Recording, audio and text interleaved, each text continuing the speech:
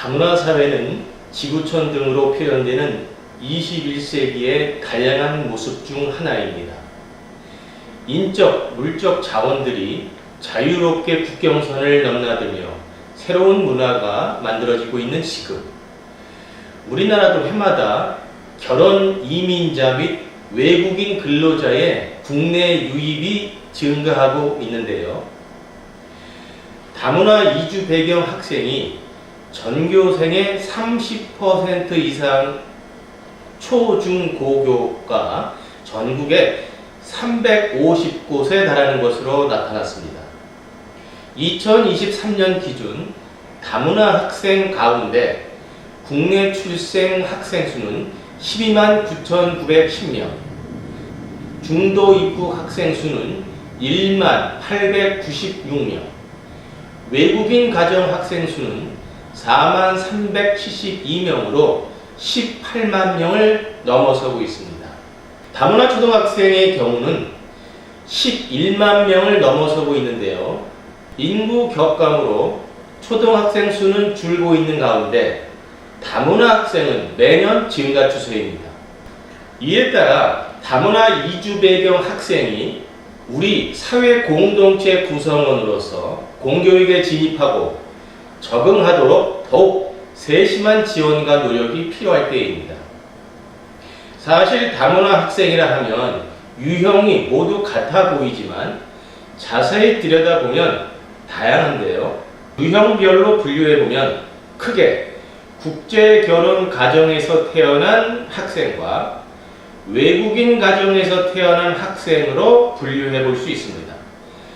국제결혼 가정에서의 다문화 학생은 다시 국내 출생 다문화 학생과 중도 입국 다문화 학생으로 분류할 수 있습니다. 국내 출생 다문화 학생은 결혼 이민자 사이에서 태어나 한국에서 성장한 학생들입니다.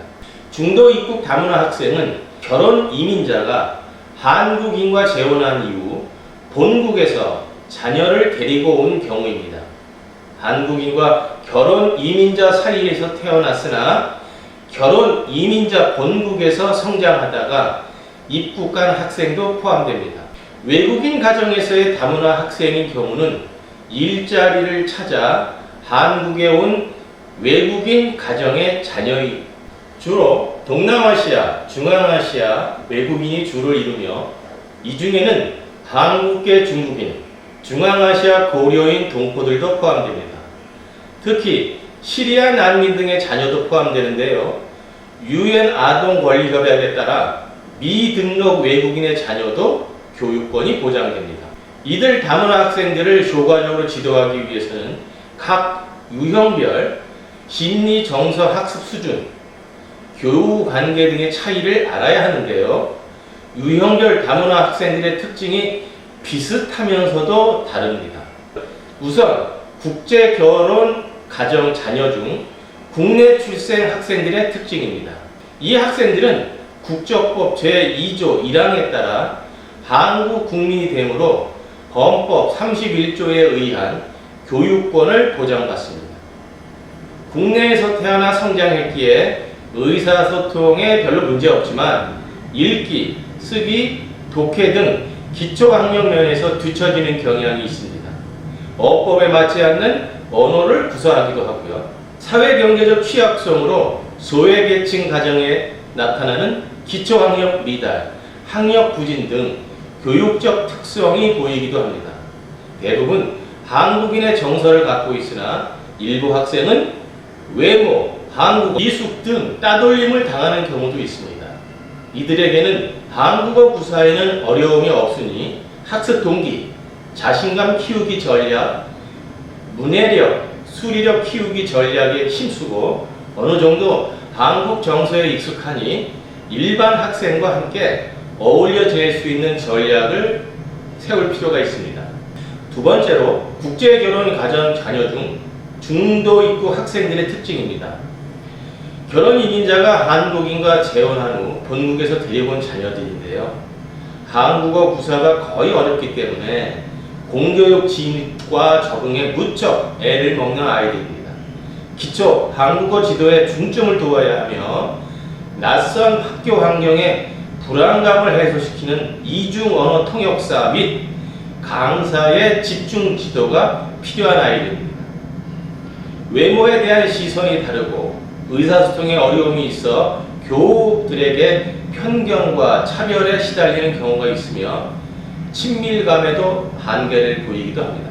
출신국 문화와 다른 한국 문화 적응에 상당한 어려움을 겪고 있으며 교육, 진로, 가족관계, 형성 등 자아 정체성에 이르기까지 광범위하게 문제가 얽혀 있습니다. 세 번째로 외국인 가정 다문화 학생들의 특징인데요.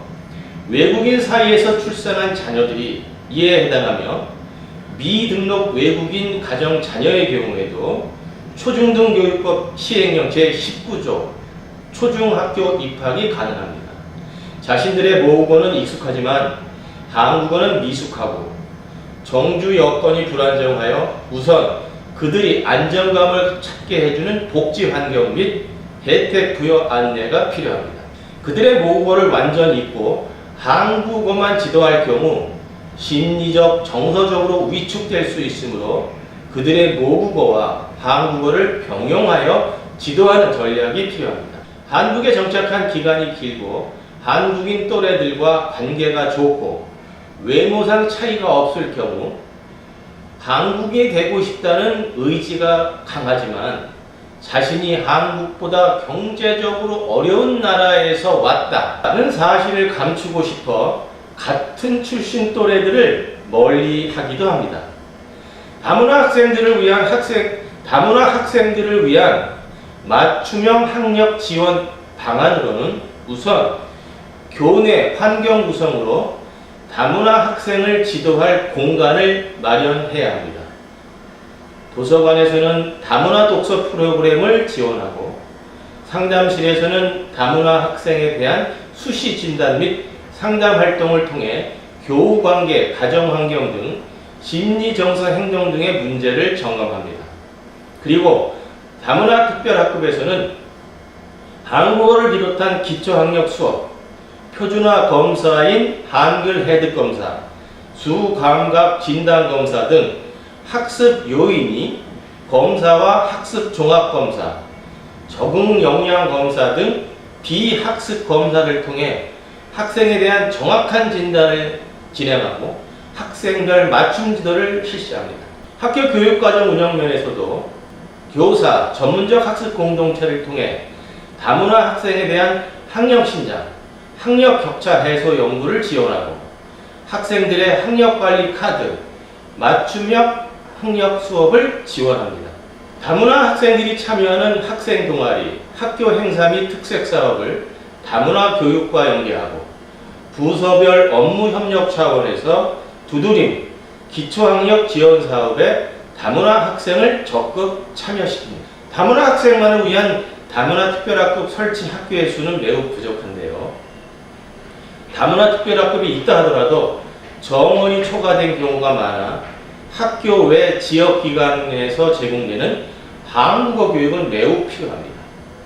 다행히 여러 지역기관에서 양질의 한국어 교실을 운영하고 있는데 이러한 상황에서 지역기관과 학교가 서로 시스템과 교육과정을 이해하고 소통하고 있다면 학생들에게 더 알맞은 프로그램을 개발하고 안내할 수 있을 것입니다. 지역기관에서 찾아가는 프로그램은 학교에서 운영하는 다문화 학생을 위한 교육과정을 더욱 풍성하게 하는데요. 교육청에서 지원하는 예산으로 운영하는 방과 후 중도 입국자녀 한국어 교실 운영, 다문화 언어 강사 활용 등의 노력이 있지만 늘어난 다문화 학생 수에 비하면 역부족인 상황입니다. 이주 배경 학생들의 증가하면서 한국어 및 한국 문화교육 외에도 전문적인 도움을 함께 필요로 하는 학생들이 늘어나고 있습니다. 이주 배경 학생이면서 특수교육이 필요한 학생, 이주 배경 학생이면서 ADHD 증상을 보이는 학생의 경우가 여기에 해당되는데요. 이중 언어가 가능한 상담 전문가나 특수교육 전문가는 매우 드물기 때문에 지역기관에서 제공되는 통역 및 번역 서비스와 심리 및 정서를 위한 프로그램 등 여러 도움이 제공되어야만 학생에게 의미 있는 도움을 줄 수 있습니다. 다문화 학생의 효과적인 지도는 다문화 학부모 지원과 병행할 때 효과적입니다. 다문화 학부모 상담을 통한 가정 현황 파악을 파악하고 가정별 문제를 진단하여 가정 지원 프로그램을 지역 유관과 협력하여 풀어 나가야 합니다. 화성시를 예를 들면 복지 환경 구축을 위한 지역기관 협력기관으로 화성시 외국인 복지센터에 찾아가는 한국교실, 더 큰 이웃 아시아의 세계 시민교육 페스티벌, 화성시 남부 종합사회복지관의 바퀴 달린 교실, 온누리 다문화 평생교육원의 레인보우 스쿨, 향나무 행정복지센터의 청소년 레인보우 꿈 응원 생필품 지원 사업, 이주 배경 청소년 지원 화성시 민관학 실무협의체 운영. 이 중에서 화성시 남부사회복지관의 바퀴 달린 교실은 매주 4시간 한글 미해득 저학년 이주 배경 학생들을 위해 본교로 직접 찾아와 한글과 한국 문화 수업을 진행하고 있습니다. 지금까지 다문화 학생의 유형별 특징을 바탕으로 효과적인 지도 방안에 대해 말씀드렸습니다. 또한 다문화 특별학급을 통한 전문적인 지도와 지역 연계를 통한 종합적인 지원 방안을 말씀드렸는데요. 하지만 다문화 학생에게 교육 지원이 집중되다 보면 비다문화 본국 학생이 역차별을 받을 가능성도 있음을 간과할 수 없습니다. 따라서 모든 학생이 양기대 교육을 받을 수 있도록 다문화 교육 정책에 기반한 학교 비전과 목표 설정, 교육 활동 계획 수립 등이 필요한데요. 이를 위해 교사와 다문화 교육, 다문화 교육 과정에 대한 전문성 신장 방안이 마련되어야 하고 다문화 밀집 지역 학교 전보와 관련해 교원 인사 정책도 개선되어야 합니다. 한 학급에 다문화 학생이 30%가 넘는 다문화 밀집 지역 교원은 교육과정 운영 면에서 많은 어려움을 겪고 있습니다. 학생과 원활한 언어 소통이 어렵기 때문에 다양한 생활지도, 학습 지도에 문제가 발생하고요. 따라서 다문화 밀집 지역 학교는 교원들로부터 기피 학교로 외면당하고 있는 게 현실적입니다. 교육의 질은 교사의 질을 능가할 수 없습니다. 다문화 밀집 학교 교원 인사 정책의 포인트는 다양한 인센티브로 우수 교원을 유입하는 것입니다. 또한 복지 사각지대를 줄이기 위해 다문화 학생 밀집 지역 학교에 반드시 사회복지사를 필수적으로 배치해야 합니다. 어떤 기관에서 어떤 방식으로 어떤 프로그램이 운영되는지, 빈자리가 현재 존재하는지, 모집 시기는 어떻게 되는지를 다문화 학부모 자신에게 알맞은 서비스를 찾아갈 수 있게 하기 위해서는 맞춤형 종합 플랫폼도 반드시 필요합니다. 최근 정부에서는 여러 가지 외국인 관련 정책을 통해 출생률 감소 정책을 해결하고 국가와 지역사회의 발전을 꾀하고 있습니다. 외국인 인재 1명만을 위한 정책이 아닌 이주 노동자 가족 전체가 지역사회에 적응하고 정주하는 것을 목표로 하고 있는 것이지요. 한국을 자신의 커리어를 쌓는 기회의 땅, 내 자녀도 훌륭하게 양육할 수 있다는 곳으로 인식할 수 있도록 돕는 일은 이 목표를 더 빠르고 바람직하게 달성할 수 있는 방법입니다. 이를 위해 이주 배경 청소년을 위한 적응 및 교육 프로그램을 마련하는 것도 중요하지만 이주 배경 부모들을 위한 프로그램 역시 필요합니다. 그들을 위한 한국학교 문화교육, 자녀의 진로교육, 아동학대 예방을 위한 안내 프로그램도 강화되어야 할 것입니다. 이를 위해 이주 배경 학생의 학부모가 자녀의 출결 관리 및 자녀의 학교 생활 및 교육 과정에 대한 이해를 잘하고 있는지 확인해야 합니다. 자녀를 위한 기본적인 보살핌에 노력을 기울이고 있는지를 또 확인해야 합니다. 만약 불성실한 모습을 보이면 비자 연장이나 비자 변경에 영향을 줄 수 있는 페널티 제도도 필요할 듯 합니다. 이주 배경 학생의 학부모 중에는 간혹 비자 연장을 위해 학생의 출결을 고의로 막거나 출결에 무관심한 경우를 보이기 때문입니다.